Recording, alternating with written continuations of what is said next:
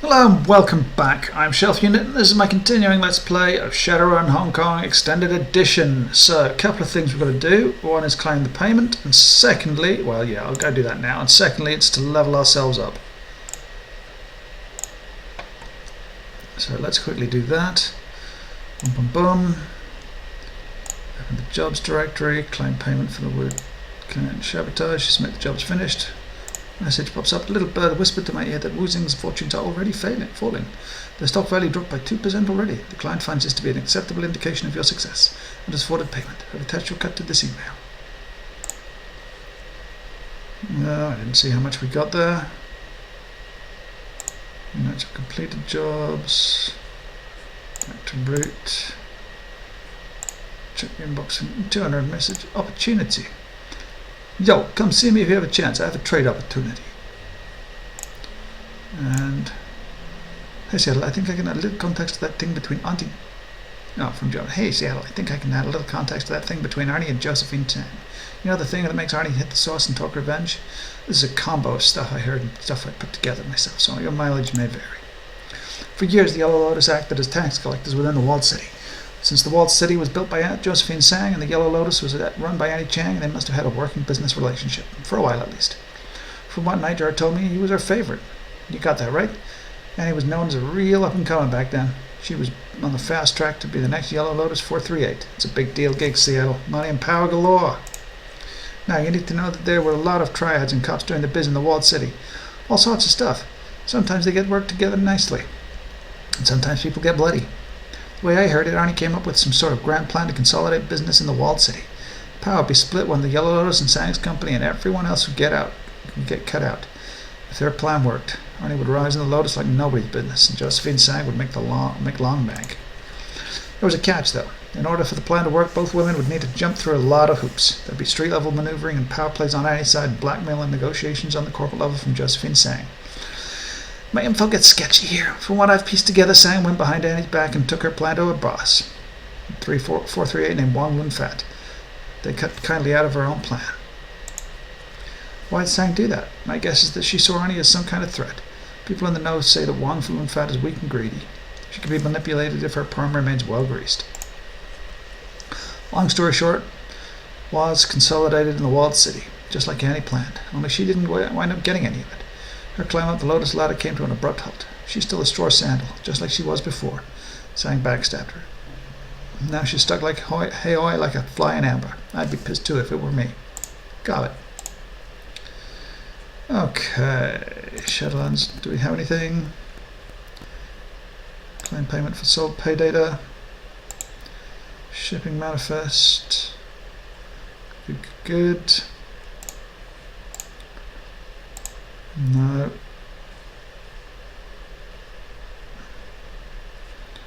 Get back. Post pay data for sale. Do we have any? Post the Wu Zone logistical data. Okay. Get back. Walk away.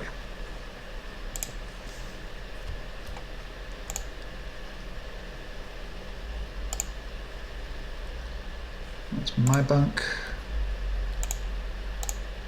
Let's talk to Duncan quickly. You wanted Duncan's Wu's cabin to find him moving through some sort of stretching routine. His muscles ripple as he flows tranquilly from one pose to the next. You look different, Sarah. Better, I hope.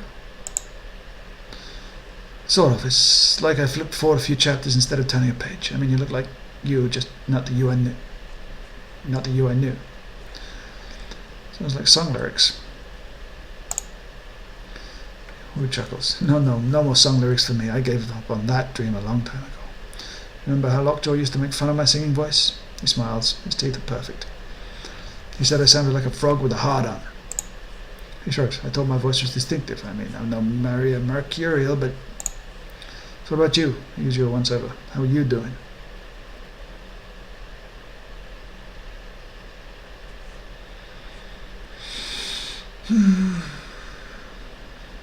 About how you'd expect. Been better.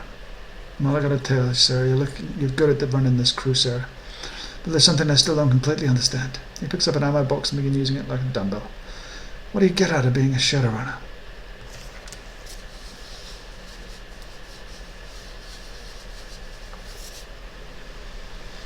Freedom, not a cog in the corporate machine. Sure you're not, he chuckles to himself. Come on, Sarah, think of course you're a cog. Everyone's a cog, whether you're working for them, consuming their crap, getting brainwashed by news media that they control, voting for the people that they put in front of you, or being policed by people they own. You're a cog. And you're the lowest kind of cog. Fuck you. Shadowrun, a disposable asset, sinless. Slithering through the cracks of society, doing jobs that are too dirty for corps to do themselves. You don't even appear on a corporate balance sheet. I call my own shots. Take the jobs I want. The Chinese menu that kindly Chen puts in front of us, yeah. And we can leave any time we want, right? He gives you a lopsided grin. Forget it, doesn't matter. This is about finding out what happened to Raymond. He watches you, waiting for you to say something. What do you think about the last run? So I guess we're vandals for hire now, running ourselves to tip people's tables and scroll graffiti on the walls. I don't know, Sarah. Feels like the Bush League Barons gang of crap to me. Kind of stuff we outgrew when we were 8. Yeah, what we did in the Sky Tower had a purpose. We messed up their key. That's what you say. Didn't look it did too much to me. Anyway, whatever. Client paid us and that's all that matters. It's stupid, but I've taken money for all kinds of stupid things before. Certain smash and grab on a bakery in the Market Pavilion comes to mind. Bad intel. Nobody told me that the owner let hoop snakes loose in the place after hours. I mean, who does that? Paranormal snakes in a muffin shop? But he made it out of there alive. Anyway, enough about that. Need anything else? You thinking about getting crimed up? With cyber? He shakes his head. Oh my god, how many times are you going to ask me that? Did you give me a satisfying answer? Will grins. His teeth are blindingly white. I told you one time I was thinking about it when I was 13. Let it go. I'm not going to pollute my body with that shit. You? You never know. I always thought you might go for it if you had a good enough reason. Just be careful. I've heard stories about people who went too far with it, lost some of themselves. I want to talk about you and me. He rests his eyes on you a moment, his face neutral. Yeah, I guess now as good a time as any as you start. You're not acting like the Duncan Wu I grew up with. What made you decide to become a cop? I needed structure, bad. You know that better than anyone. I was already hardcore when we met. Mr. Ultraviolence. I'd do anything to get a rise out of the guys I was rolling with. Gouging eyes, inverting knees, curb stomping. That shit got me cheers. I was like a pit fighter, bloodletting for the crowd. And I learned to enjoy it. But I never learned how to block out the memories of their screams when I was lying in bed at night. Guilt started eating me alive. And then I was scared to be alone with my thoughts. So I tried to drown them all out with the things that you drown things out with. You never told me that before. You seem to have it under control when we were gosh, yeah, I did get it. Phew. It's funny how people remember things, yeah, when we squatted together and later when we were living with Ray. I was still a violent son of a bitch, but basically under control. But that was you, Rain. You were the voice of reason, the brains. Me? The brains? Don't pretend you weren't the leader. You know how it was. When we ran the streets together, I was a muscle and you called the shots. You pointed and I hit. But later, after Ray got me some counselling, I realised I let you call the shots so that I wouldn't have to. Because I knew what I wanted was wrong. By following your lead, I was deflecting my own guilt onto you. I could just knock heads and walk away clean, you know? Don't look at me, I'm just doing what I'm told. And then you left. Without you there, I knew I was in serious trouble. Poster boy for anger management issues. Raymond could provide a stable environment, a decent therapist, and money for prescriptions, but you know Raymond. He's a naked engineer with a philanthropic streak. Not a drill sergeant, and a drill sergeant was what I needed. I needed structure and discipline in a way that he couldn't offer me. I needed a cage to keep myself in line. So I found myself a cage made of rules and procedures and training. Lone Star. Raymond helped me with my application and provided a decent character reference. I got in and it helped a lot. Lone Star got me where I needed to be, and now it's all gone and you're back. Let's talk about something else. Bye.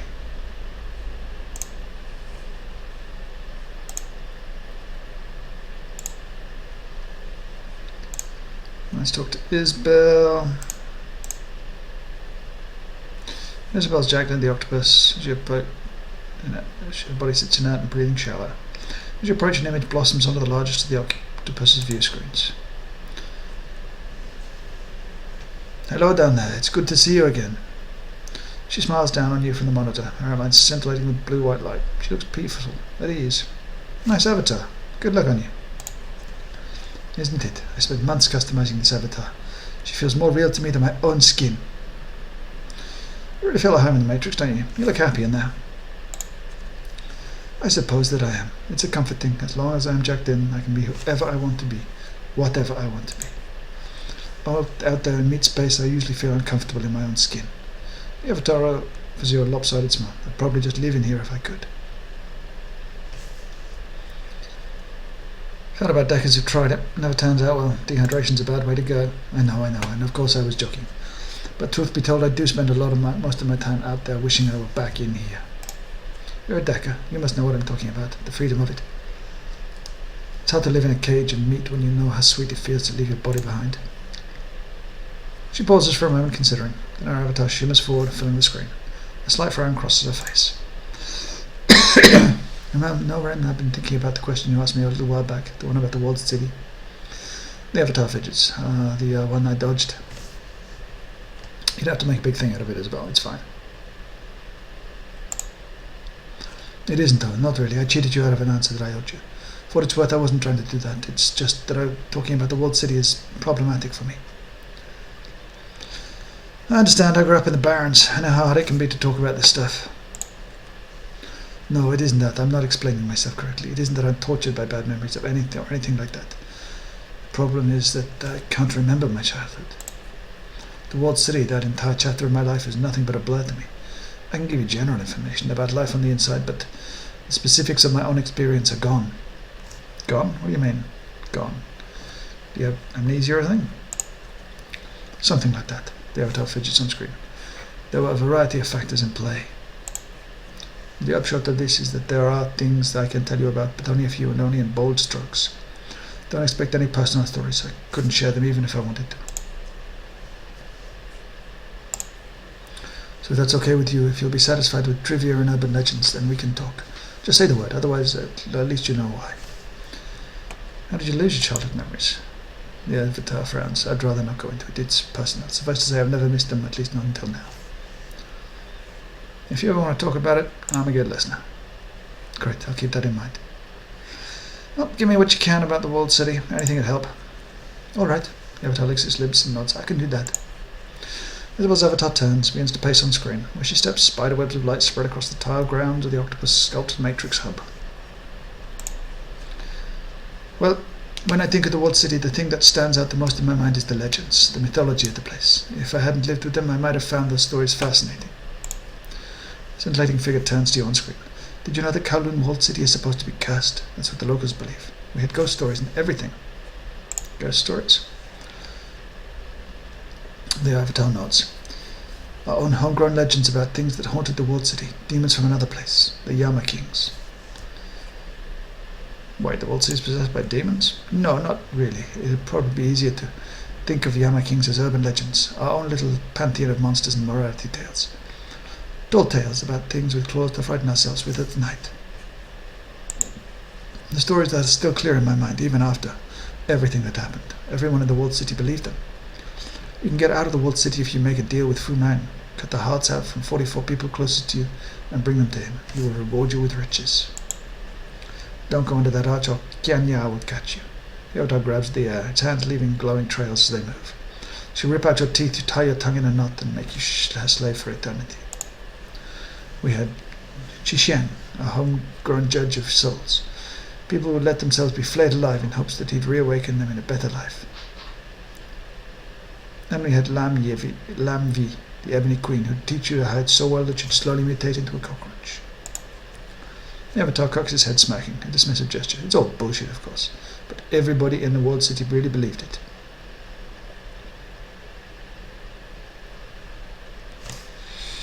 If you're so convinced that these things are myths, why does everyone in the walled city believe them?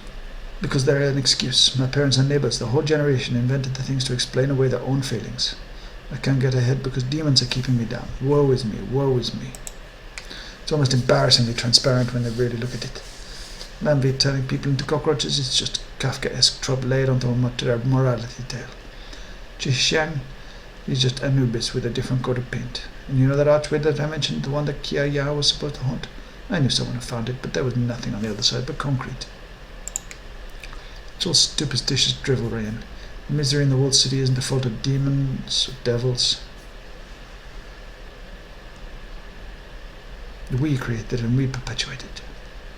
We blame made-up monsters for our own failings, and there's nothing more pathetic than that. What about the shared dreams? How do you explain those away? I don't know, mass psychosis or maybe something magical is going on. But it isn't them. They aren't real. They can't be. Anyway, that's enough now. I'm sure that gives you plenty to chew on. My obligation to give you an answer is satisfied, I think. So let's talk about something else. Any thoughts on the last run? She shakes her head. Nope, sorry. Jacking into octopus is how I relax after a long day of work. Some people go to sports bars or strip clubs. I do this. As a rule, I don't spoil my leisure time with shop talk. We're already talking shop, aren't we? There's a difference between the job and our lives. It's after hours, and I don't want to talk about work, so if you wouldn't mind changing the subject. She lets the sentence hang. Gotta go, Isabel? Sure, drop by anytime. Let's talk to Gobby. Gobby looks up at from a dented tin of oysters at the sound of your approach. Her rants, madness and folly scurry from her hips up to her shoulders. Two sets of beady eyes, red eyes, fix themselves on you. Hey, Seattle, oyster. She spears a grey lump of seafood with a fingernail, extends it to you. It smells like low tide at municipal pier. Sure, why not? You pop the rubbery water flesh into your mouth and chew. An explosion of lukewarm brine is your reward. Good right! Half repressed memory dumps to diving in the barrens, dance a merry jig in your brain as the mangled oyster slides down your throat. Yeah, delicious. I won't go that far, but it's seafood and it isn't made of soy, so it makes it good in my book.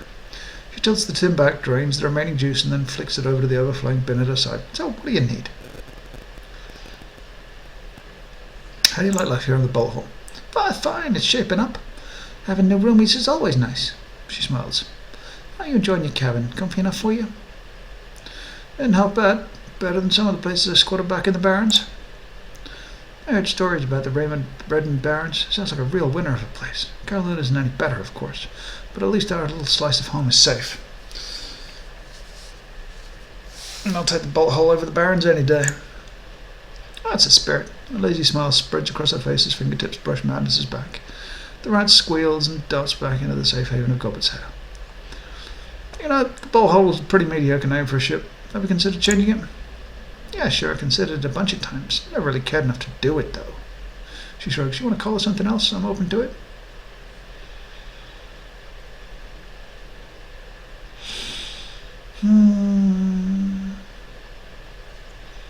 The Big Texas. That's what we're calling it. Tell me you don't love it. She does her best to stifle a laugh. Yeah, sure, that's pretty good, Seattle. You got a gold star for that one. You don't like it, do you? I think it's absurd, but then we live in a pretty ridiculous world, so why not roll with it? Corner of my mouth curls up. Yeah, the Big Texas is what we'll call her. I'm sure that Iz will be thrilled.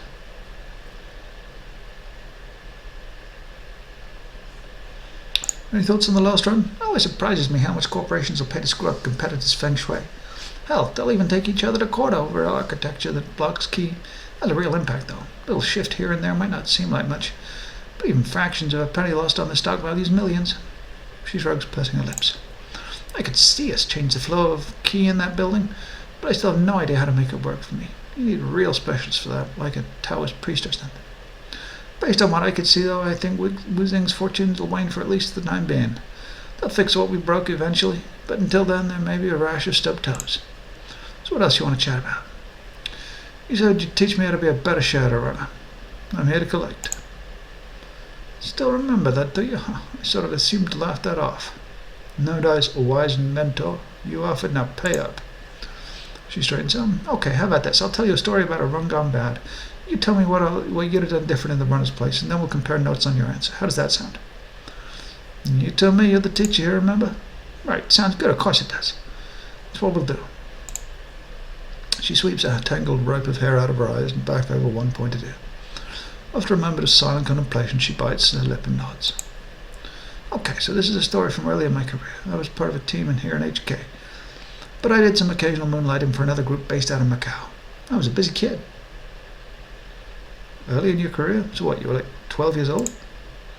Her eyes narrow in mocking indignation. You could say that I couldn't have been. When I was 12, I could have destroyed you. And also I was 16. Practically an adult in work years. We grow up fast.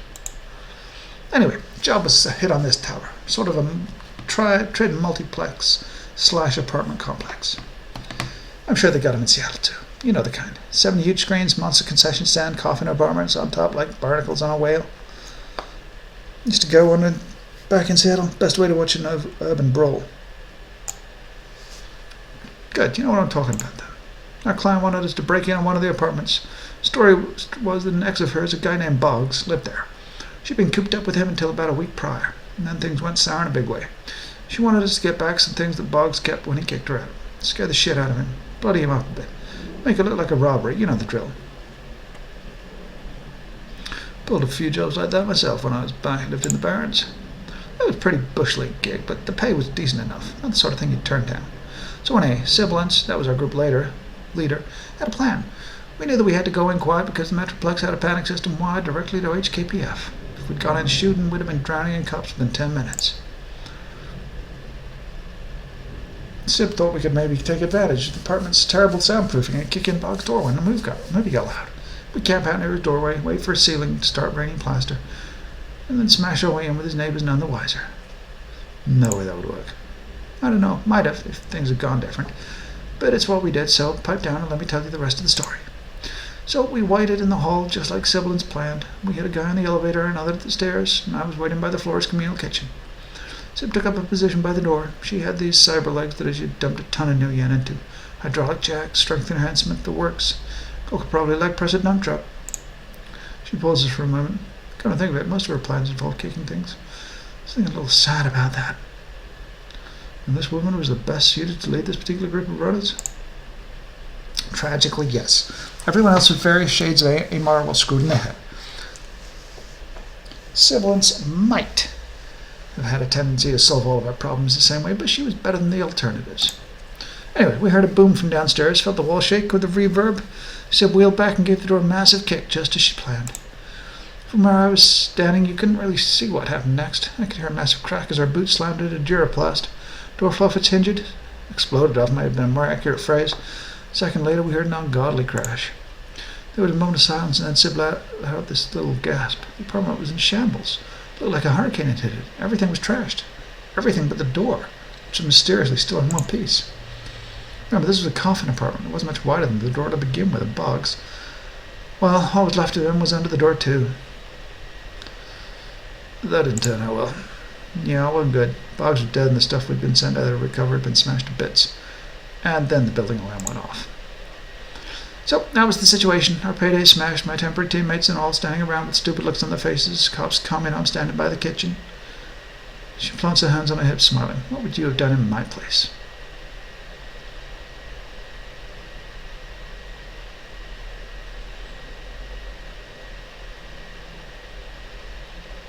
Not a truck to improvise. Was there anything in the kitchen you could use to resolve the situation? Good thinking. And as it happens, there was. And I knew just what to do with it. Thought popped it in my head, and I just went with it. She taps her temple with a smile. There's a lesson to remember, Seattle. The first answer you come up with is almost always the best one you're going to have, so roll with it. Don't second guess yourself, don't hesitate, just act. You'll live longer that way. Got it. Now, when I think crowded theater, I think place where you can't shout fire because it'll cause a panic. And then I thought, cops don't charge into burning buildings. They help people out of them. And as it happens, I had the means to create a real, genuine fire sitting right across from me. A pair of industrial ovens. You set the building on fire? I encouraged it to burn, opened the gas vents wide, set the range on a timer, and monitored back into the hallway. The others had started arguing amongst themselves. I told them to snap out of it and follow me down the lobby. We had to clear the hallway before an errant spark took the whole floor out. Unfortunately, the rest of the group wouldn't listen. Sib and the rest of the team were too busy arguing about the relative merits of let's kick things really hard and see what happens, tactical system to warrant anything to do with me. I shouted back to them the kitchen was going to blow and continued down the hallway. Just like I planned, I got out of that run in one piece. So did every single one of those people in that multiplex. My fire plan worked beautifully. If the rest of the team had listened to me, they might have gotten out of the building too. Kind of a bummer they didn't. But at least the run turned out well for me. How? Well, I couldn't collect any pay because the run had been a disaster, but after the explosion I got a ride in front of the fire truck, and they gave me cookies and a blanket. I wound up dating one of those firemen a few weeks later. All things considered, it could have gone a lot worse. She claps her hands together and rubs them, a satisfied look on her face. So, Seattle. The laughter disappears from her voice, and the expression goes serious. It's like somebody flipped a switch. Suddenly the look in her eyes is shrewd, calculating. Tell me, what was the moral of the story? What lesson was I trying to convey?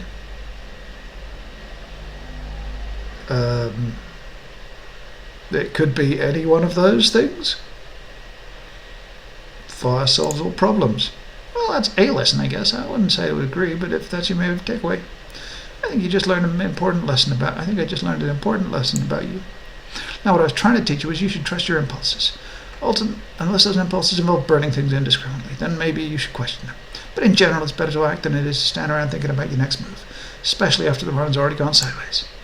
If you get caught up in your own head, agonizing over past mistakes, well, don't be surprised if you wind up dead. A kitchen fire can take you down as easy as a cop bullet if you stand around and let it.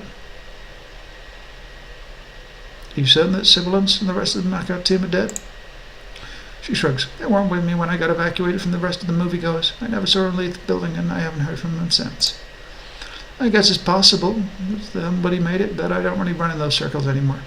Odds are good that if anyone from the COW team did survive, they'll have died off by now from sheer incompetence. Shadowrunning is an unforgiving business. You don't get to make too many mistakes. Thanks, that's all I needed. Thanks, Cobbett. No problem. Sweet dreams. And I think with that, it is in fact going to be sweet dreams.